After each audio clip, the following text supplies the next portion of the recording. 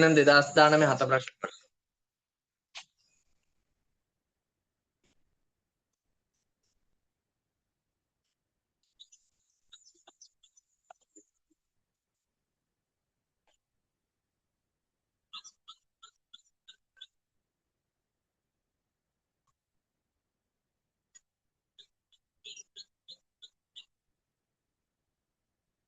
හරි.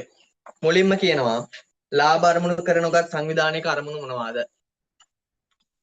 අපි කිව්වා අරමුණ අනුව ව්‍යාපාර වර්ග දෙකක් කියලා දෙකයි තියෙන්නේ. හරිද? එකක් ලාභ අරමුණ, අනිත් එක ලාභ අරමුණු නොවන. ලාභ අරමුණු නොවන, ඒ කියන්නේ ලාභේ නැතුව වෙනත් අරමුණු තියෙන ව්‍යාපාරවල මොනවාද අරමුණු කියලා ආන්නේ. ලාභේ හැර වෙනත් මොනවාද අරමුණු? එකක් වෙන්න පුළුවන් දැන් සම්පකාර වගේ වල සමාජික හා සමාජීය සුබ සාධනේ. එන සම්පකාර වගේ දැන් සමාජිකයන්ගේ සුබ සාධනේ තමයි සලසන්නේ. ඊට පස්සේ තව එකක් පුළුවන් සමාජ සම්බන්ධතා වර්ධනය කිරීම. දැන් ඊළඟ එක ආයන්න ලාභ අරමුණු කරනකොට සංවිධානයේ පිළිල කරන මූල්‍ය ප්‍රකාශන දෙකක්. දැන් මං කිව්වා ලාභ අරමුණු කරගත් සහ කර නොගත් කියලා ව්‍යාපාර වර්ග දෙකයි. කර නොගත් ව්‍යාපාරන මූල්‍ය ප්‍රකාශන වර්ග. කරගත් ව්‍යාපාරන මූල්‍ය ප්‍රකාශන මොනවාද? ලාභ අරමුණු කරගත් ව්‍යාපාරවල ආදායම් ප්‍රකාශනය, මූල්‍ය තත්ත්ව ප්‍රකාශනය. කර නොගත් ව්‍යාපාරවල ආදායම් ප්‍රකාශනයට එනවා සමානයි මොකද්ද? එකක් ආදායම් වියදම් ගිණුම, මුදල් පොතට සමාන එකක් ලැබීම් හා ගෙවීම් ගිණුම. එතකොට උත්තරේ වෙන්නේ ආයන්නට එන්නේ ලැබීම් හා ගෙවීම් ගිණුම ලැබීම් හා ගෙවීම් ගිණුම එකක්. අනිත් එක ආදායම් වියදම් ගිණුම. නැත්නම් අපි කියන එකට ආදායම් ප්‍රකාශ කියලා කියන්න පුළුවන්. හරි.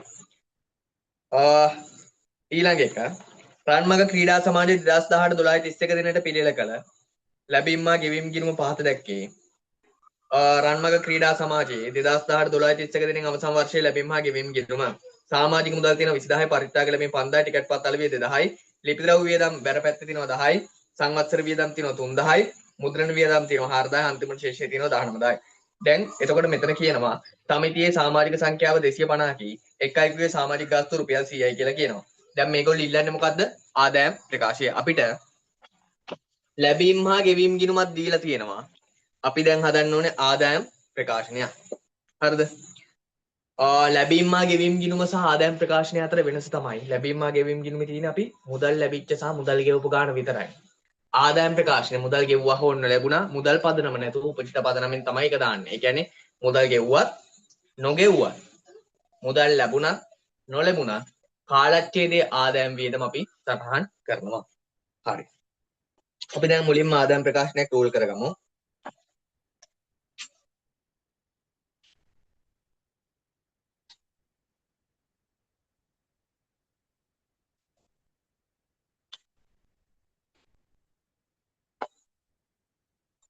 උඩින් ලියන්න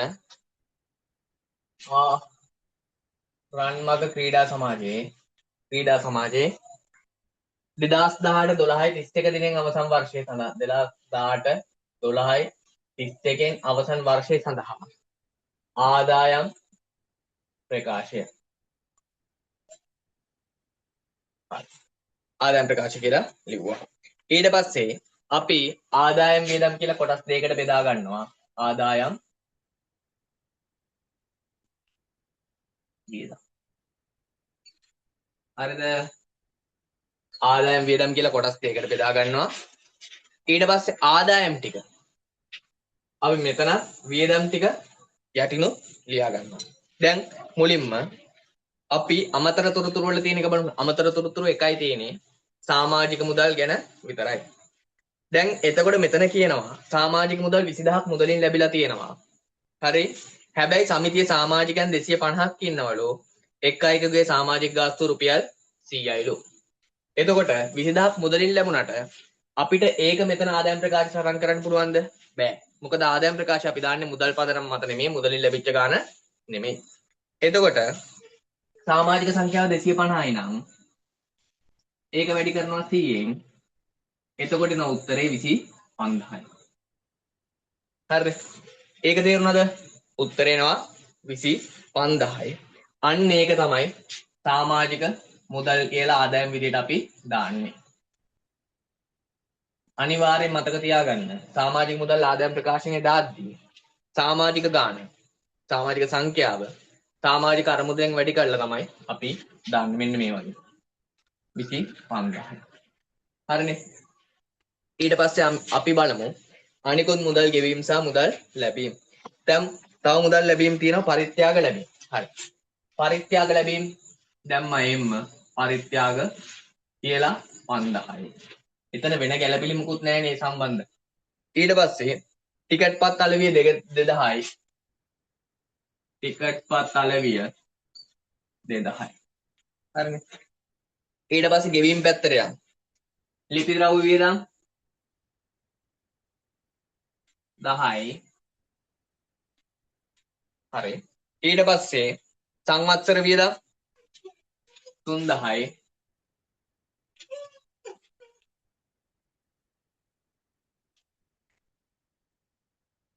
හරි. ඊට පස්සේ මුද්‍රණ වියදම් කියලා. මුද්‍රණ වියදම් 4000යි. එතන මුද්‍රණ. හරි. දැන් අපි බලමු ආදායම් පැත්ත ඔක්කොම එකතු කරනවා 32000යි. ඊට පස්සේ 10යි 3000යි 4000යි 4000යි 8000යි. 32000න් 8000ක් ගියාම 24000යි. අතිරික්තය කියලා තමයි දාන්නේ. ධනාගයක් නම් ඒක අතිරික්තය, ඍණාගයක් නම් ඒක පූර්ණතාවය. උත්තරේ 24000යි. මේක හරිද?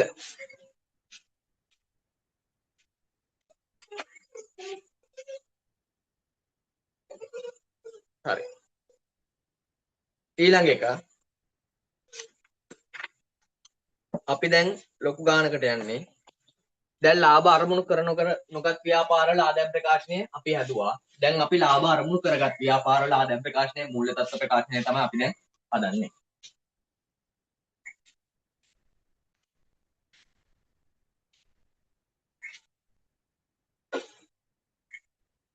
හරි. මුලින්ම අපි ආදායම් ප්‍රකාශනයේ මූල්‍ය තත්ත්ව ප්‍රකාශනය රූල් කරගන්න.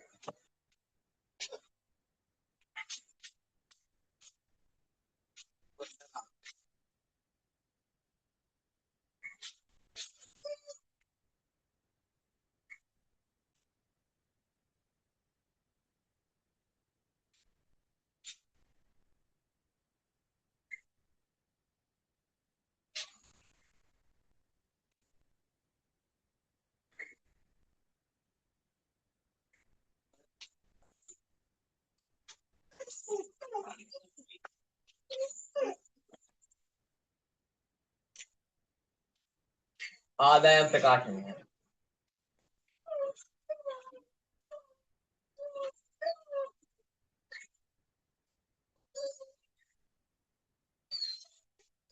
මූල්‍ය තත්ත්ව ප්‍රකාශනය. හරි. දැන් අපි බලමු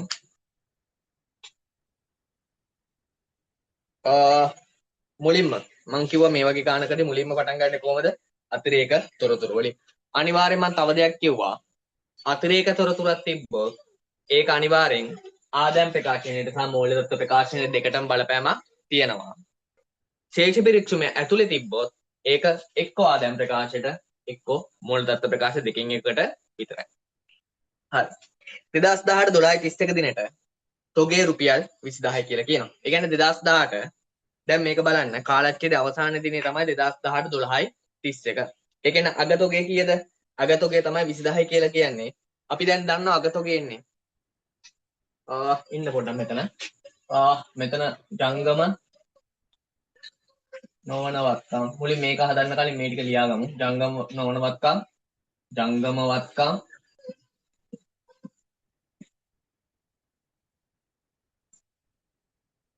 පිරිවැය, සමුචිතශය, සුද්ධ උපලබ්ධි අගය. හරිනේ.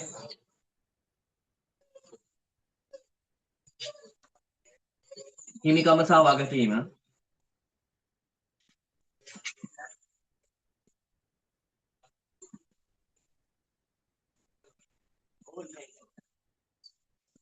නොවන වගකීම් ජංගම වගකීම්. හරි ඒ විදිහට මූල්‍ය තත්ත්ව ප්‍රකාශනය හදාගත්තා. දැන් ආදායම් ප්‍රකාශනයේ මුලින්ම විකුණුම්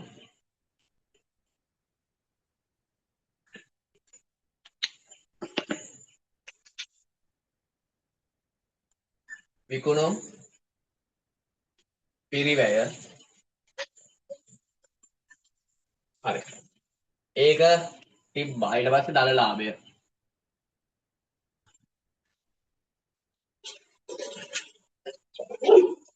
ඊට පස්සේ වෙනස් කාර්ය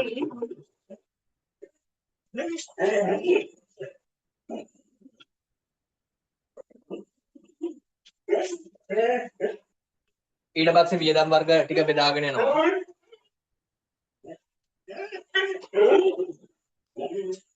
බෙදා හැරීමේ වියදම් පරිපාලන වියදම් මූල්‍ය හා වෙනත් වියදම්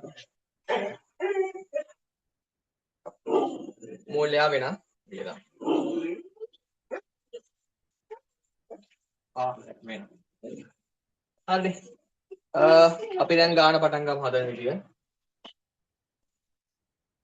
හරි මුලින්ම පළවෙනියට අපි මොකක්ද දාන්නේ?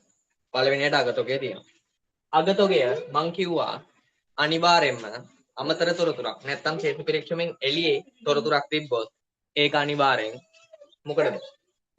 ආදායම් ප්‍රකාශනයේ දැන් මූල්‍ය තත්ත්ව ප්‍රකාශන දෙකටම බලපෑමක් තියෙනවා. හරි. අපි දැන් බලමු ආදායම් ප්‍රකාශනය. හරිද? ආදායම් ප්‍රකාශනයේට කොහමද මේක දාන්නේ? රුපියල් 20000ක අගතොගයේදී අගතොගේ අපි සාමාන්‍යයෙන් ගලපන්නේ ආදායම් ප්‍රකාශනයේ විකුණුම් පිරිවැයට. මතක තියාගන්න අගතොගේ අපි ගලපන්නේ විකුණුම් පිරිවැයට. මොකද අපි විකුණන්නේ සාමාන්‍ය විකුණුම් තොගය හොයන්නේ, කියන්නේ විකුණුම් පිරිවැය හොයන්නේ ආරම්භක තොගයට ගැනුම් එකතු කරනවා. එතකොට සම්පූර්ණයෙන්ම විකුණන්න තියෙන තොගය එනවා. ඒ තොගයෙන් අපි මොකද කරන්නේ? විකුණලා නැති ඒ කාලච්ඡේදයේ අවසානයේ විකුණලා නැති තොගය අපි අඩු කරනවා. එතකොට මෙතන යටි වෙනම දාන්න.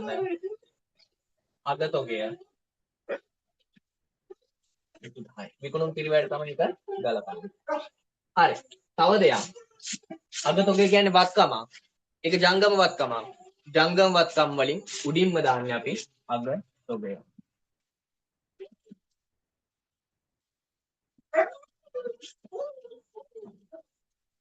පළවෙනි ගැලපිල්ල හරි.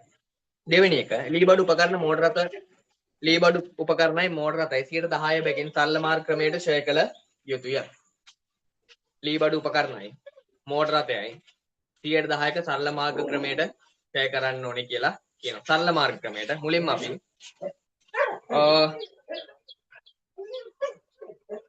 ක්ෂය වියදම හොයමුකෝ. හරි. මෝටර රථයි ලීබඩුයි ඉන්නේ ක්ෂය කරන්නේ. ඒ දෙකේ පිරිවැය කීයද? ලක්ෂ 2යි ලක්ෂ 5යි. මුලින්ම ලීබඩු බලමු. මෙතන වෙනම නිකන් හදන්න. ලක්ෂ 2යි 100ට කීයද? 10යි 100ට 10ක් ක්ෂය කරනවා. එතකොට 20000යි. හරිනේ. ලීබඩු ක්ෂය කීයද? 20000යි. ලීබඩු ක්ෂය අපි දාන්නේ පරිපාලන වියදමක් විදියට. ඒක පරිපාලන වලට දැම්ම 20000යි. මෙතන ලීබඩු ක්ෂය කියලා ලිව්වා. හරිනේ. මෙතන ලීබඩු ක්ෂය කියලා ලිව්වා. පරිපාලන වලට ඒ 20000 දැම්මා. ඊට පස්සේ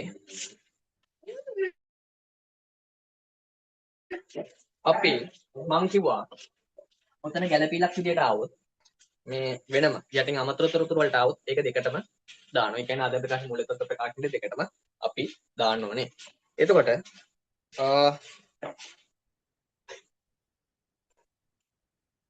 ලීබඩු අපි දැන් ආදායම් ප්‍රකාශනයට දැම්මා. ඒක දැන් අපි මූල්‍ය තත්ත්ව ප්‍රකාශනයට දාන්න ඕනේ. මුලින්ම අපි ඒ ටික ලියා ගන්නවා. ජංගම නොවන වත්කම් වලටනේ අපි දාන්නේ. මේක ලීබඩු කියන්නේ වත්කම. හැබැයි ජංගමනේ මේ ජංගම නොවන. ජංගම නොවන පිළිවෙලට ලියා ගන්නවා. මුලින්ම ඉඩම්මා ගොන්නැගිලි. ඊට පස්සේ ලී බඩු. ඊට පස්සේ එක මෝටර්. හරි මෝටර. ඊට පස්සේ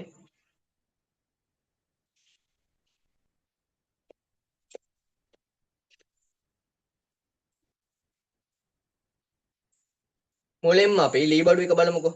ලී බඩු ලක්ෂ 2 කියලා දැම්ම පිරිවැයට. සමුචිත ෂය. සමුචිත ෂය කියන්නේ මතක තියාගන්න. කලින් ලී බඩු ෂය කරලා තියෙනවා නම් ඒ ගානට මේ අවුරුද්දේ ෂය කරපු ගාන. ඒ කියන්නේ මේ අවුරුද්දේ ෂය වියදම. ඒ කියන්නේ ආදායම් ප්‍රකාශයට අපි දාපු ගාන. එකතු කරලා තමයි දාන්නේ සමුචිත ෂයට. එතකොට ලී බඩු කීයද? 20000යි. සමුචිත ෂය සමුචිත ෂය නෙමෙයි මේ අවුරුද්දේ ෂය 20000යි. කලින් 20000ක් තිබ්බා. මේ අවුරුද්දේ 20000යි. එතකොට ඔක්කොම ෂය කීයද? 40000යි. ඔක්කොම ෂය කීයද? 40000.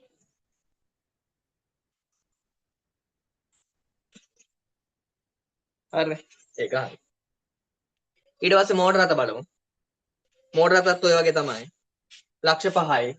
ලක්ෂ 5ට 110යි අපි හදන්න දෙයක් නැහැ නේ. අපි ඒක දන්නවා 50000යි. හැබැයි මෝටර රථ බලන්න. මෝටර රථ සාමාන්‍යයෙන් අපි දාන්නේ මෝටර රථ ෂය දාන්නේ බෙදා හැරීම් වියදමේ යටතේ. එතකොට බෙදා හැරීම් වියදම් යටතේ 50000 දැම්ම මෝටර රථ ෂය 50000යි. හරි. ඒක දැම්ම. එතන මෝටර මෙතනත් අපි දන්නවා ආදායම් ප්‍රකාශනයටත් අර වගේ එනවා.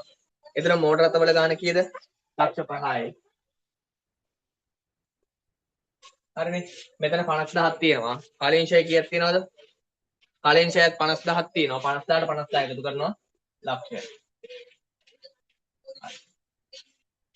ඊට පස්සේ ණයගැතියන්ගෙන් රුපියල් 4000ක් බොල් ණය ලෙස කපා හළ යුතුය.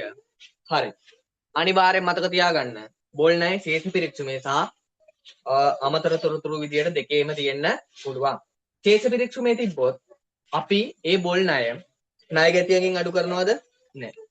ශේෂ පිරික්සුමේ තිබ්බොත් වියදම් විදියට දැම්ම බොල් ණය ණයගැතියන්ගෙන් අඩු කරන්නේ නැහැ. හැබැයි අමතර තොරතුරක් විදියට බොල් ණය තිබ්බොත් අනිවාර්යෙන් මතක තියාගන්න අපි ඒක ණයගැතියන්ගෙන් අඩු. ඒතර බොල් ණය අපි දන්නවා එකක් බෙදා හැරීම් වියදම. බොල් ණය කියලා ලිව්වා රුපියල් 4000යි.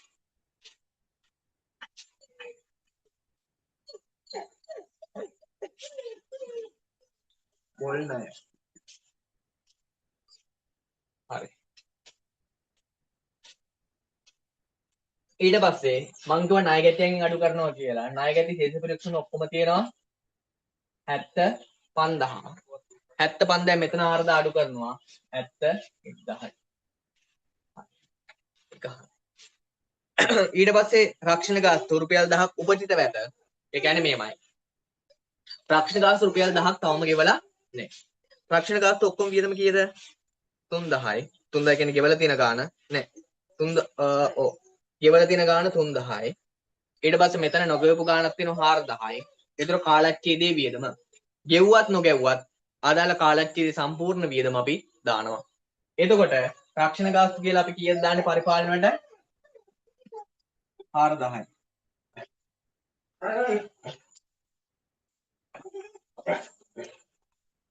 4000යි.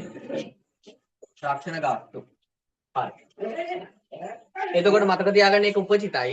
අපි දාන්නේ මේමයි. රක්ෂණ ගාස්තු. ඒ කියන්නේ උපචිත යම් කිසි වියදමක් තිබ්බොත් ඒ උපචිත වියදමට මුලින් ගෙවුව ගාන එකතු කරලා සම්පූර්ණ වියදම අපි ආදායම් ප්‍රකාශනයට දානවා. හැබැයි මූල්‍ය තත්ත්ව ප්‍රකාශනයටත් ඒක යනවා. මූල්‍ය තත්ත්ව ප්‍රකාශනය කියන්නේ උපචිත ගාන විතරයි. උපචිත රක්ෂණය කියලා ජංගම වක්කීම් වල ලියනවා.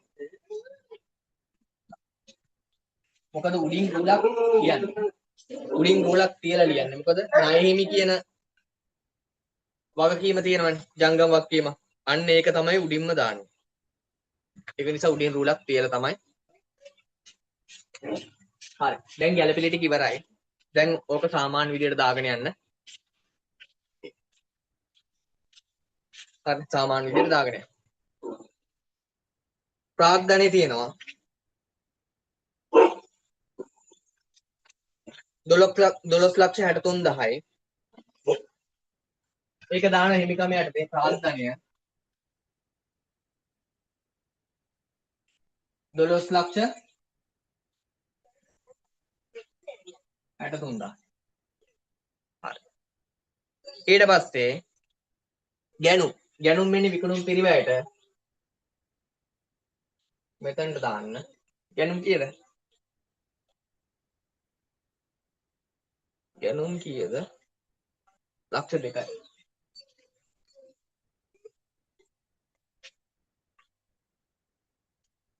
හරි ලක්ෂ 2යි. ඊට පස්සේ විකුණුම් ලක්ෂ 5යි. ඒක විකුණුම් කොටියේ දාන්න. හරි. ඊට පස්සේ බඩු තොගය කියන්නේ මුල තොගය 50000යි. මුල තොගය මෙතනට දැම්මා 50000. මුල තොගය. ඒ කියන්නේ විකුණුම් පිරිවැය හොයද්දි මුලින්ම පටන් ගන්න මුල තොගය. ඒකට ගැනුම් එකතු කරනවා. ඊට පස්සේ අග තොගය තිබ්බොත් ඒවා අඩු කරනවා. ඊට පස්සේ ගෙනීමේ කුලි 3000යි. මතක තියාගන්න. ගෙනීමේ කුලි අපි මොකටද දාන්නේ? ඒකත් අපි ගැනුම් වලට තමයි එකතු කරන්නේ. මෙතන තමයි 3000ක් දාන්නේ. ගෙනීමේ කුලි. මෙන්න මෙතන 20000 වරහන් ඇතුලේ දාන්න. මොකද අඩු කරන 20000 නේ. නැත්තම් පැටලෙන්න පුළුවන් ඒක උඩේම තිබ්බොත්. ඊට පස්සේ ණය ගැතිය 75000 එක අපි දැම්මා. ණය හිමියෝ 15000යි. මෙතන උඩින්ම දාන්න ණය හිමි. මං කියවනේ ඔයගලන්ට ඔය ශේෂ පිරික්ෂු මේවා එක දැනකට විතර එන්නේ. කියන්නේ ණය හිමි කියන එක වගකීම් වලට දැම්ම එක්තර ආය ආදායම් ප්‍රකාශනයට එන්නේ නැහැ. හරි. ඊට පස්සේ බැංකු ණය ලක්ෂයක් කියලා කියනවා. ඒතර බැංකු ණය ජංගම නොවන වගකීම. ලක්ෂයක් දාන ජංගම නොවන වගකීම් වලට බැංකු ණය. හරි. ඊට පස්සේ බැංකු ණය සඳහා පොලියක් තියෙනවා 10%ක්. එතකොට ඒ කියන්නේ 10යි. 10 හැබැයි ගෙවලා කියලා කතාවක් තියෙනවද? බැංකු ණය පොලිය තියෙනවා 10. ඒක ගෙවලද?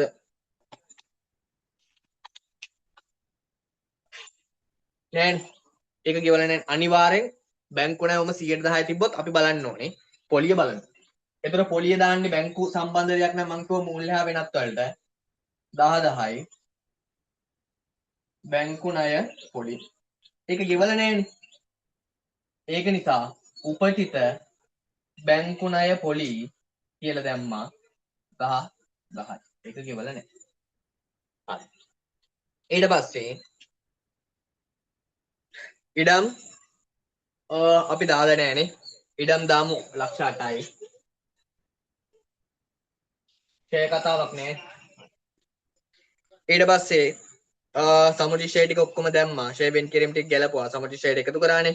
ඊට පස්සේ ලද වට්ටම් 5000යි. ලද වට්ටම් අපි දන්නවා වෙනත් ආදායම් 5000යි. ලද වට්ටම්. ඊට පස්සේ දුන් වට්ටම් කියන 3000යි. ඒක බෙදා හැරීම වියදම් වලට දාන්න 3000. දුන් වට්ටම්. හරි.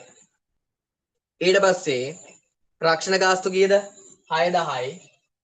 ඈ නෑ. දුන් වට්ටම් කීයද?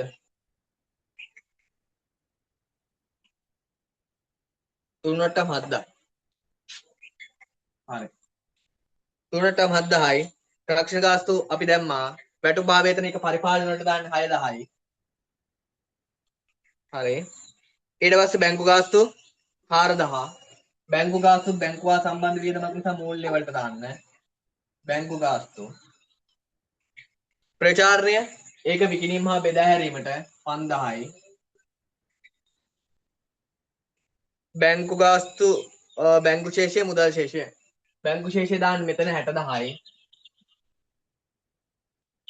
බැංකු ශේෂය මුදල් ශේෂය 40000යි.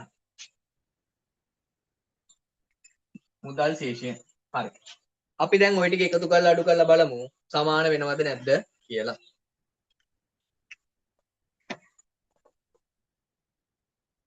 හරි.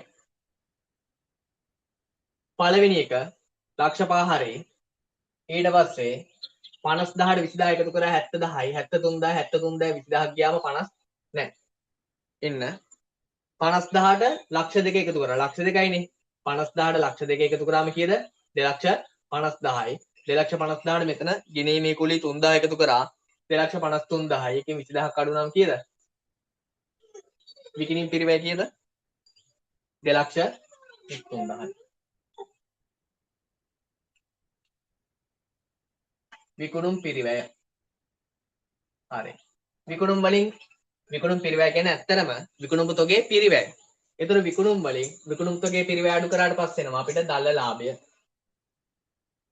කීයද? 2,67,000යි.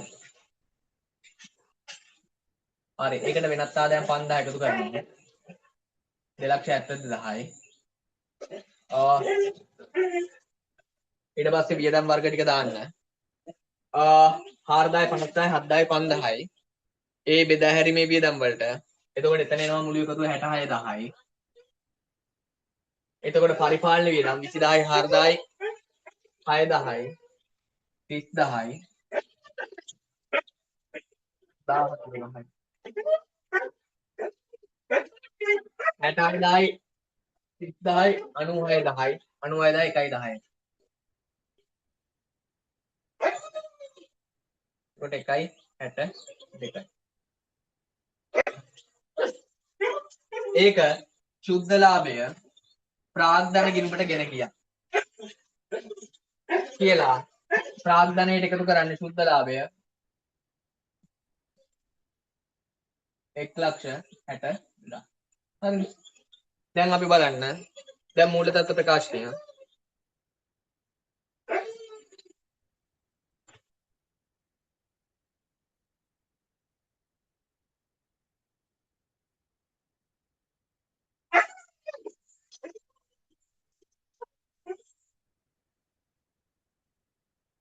මූල තත්ත්ව ප්‍රකාශනය බලමු. මෙතන 8,10යි ශුද්ධ උපලබ්ධියගේ. ඒ කියන්නේ ධාරණගයත් කියලා කියන්න පුළුවන් එකට. මෙතන කියන්නේ 20න් ලක්ෂ දෙකෙන් 40,000 ගියාම 1,60,000යි. ඊට පස්සේ මෙතන ලක්ෂ 4යි. හරිද? ඊට පස්සේ ඒ ටික ඔක්කොම එකතු කරලා මෙතන කීයද ඔක්කොම? ලක්ෂ 5යි ලක්ෂ 2යි ලක්ෂ 15යි. හරි. මෙතන 1,40,000යි. 13,60,000යි. හරිද? ඊට පස්සේ 1,91යි. මෙතන ඔක්කොම එකතු කරාම ඒ කියන්නේ 20,000 20,000ට 71,000 එකතු කරාම 91,000 91,000 මෙතන 60,000 40,000 ලක්ෂයයි 1,91යි. එතකොට මුළු එකතු වෙනවා කීයද? 13,60,000ට 1,91ක් එකතු කරාම 15යි 51යි බිංදු. ඒ කියන්නේ 15,51,000යි. ඒක අපි දානවා මුළු වත්කම් කියලා. මුළු වත්කම්. ඊට පස්සේ 12,63,000ට එකතු කරනවා 1,62,000ට කියන්නේ 14,25,000යි. හරි. ඊට පස්සේ මෙතන ලක්ෂයයි. මෙතන එතකොට 15,000යි 10,000යි 25,000යි 26,000යි.